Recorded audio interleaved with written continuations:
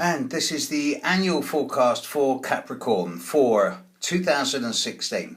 Let's run through the individual dates first before we give a synopsis. Pluto is in your sign, as I'm sure you're all deeply aware. And over the course of this year, it's going to be impacting strongly on quite a few of you. If you're born around the 6th, 7th, 8th of January, then Pluto is on your sun. This happens every 248 years, and it's the biggest time of concentrated and intense metamorphosis that there's ever been and ever will be. So you're not going to get away with this one too lightly. It's a time where transform or die, at least at the metaphorical level, or realistically, transform or stay the same forever. And those people definitely need an astrological reading. Neptune's actually doing a lot more positive stuff as far as many of you are concerned. And if you're born around the 29th, 30th, 31st of December, or for that matter, the 1st, 2nd of January, then Neptune's actually smiling on you big time in 2016. And it's going to be bringing a degree more subtlety, refinement, aestheticism, spirituality and intuition into your life. So that's nice. Uranus is affecting some of you big time. Those of you born around the 7th, 8th, 9th, even the 10th of January, you've been clobbered during 2015 by Uranus, and this impact of sudden change is going to continue through into March, April, after which it will calm down.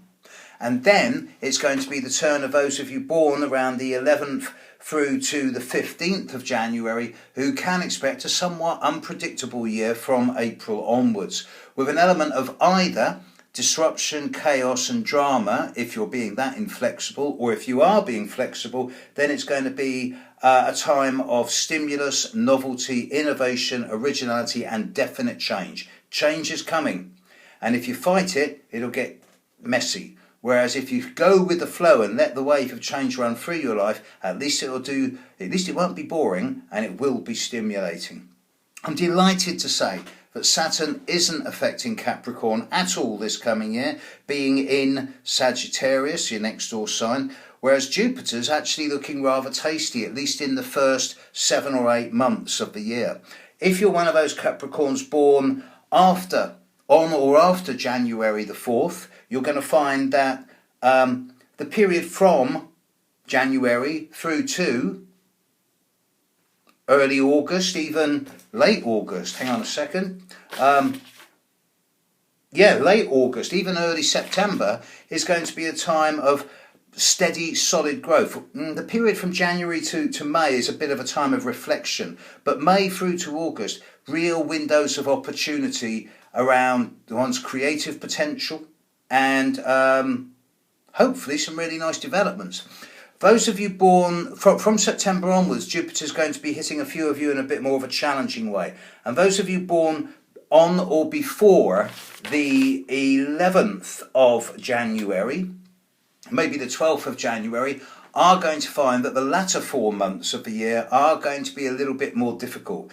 And especially those of you born from about the 7th to the 12th of January, the last couple of months of the year could get a bit messy in terms of being over the top and larger than life. So you'll need to be aware of that one.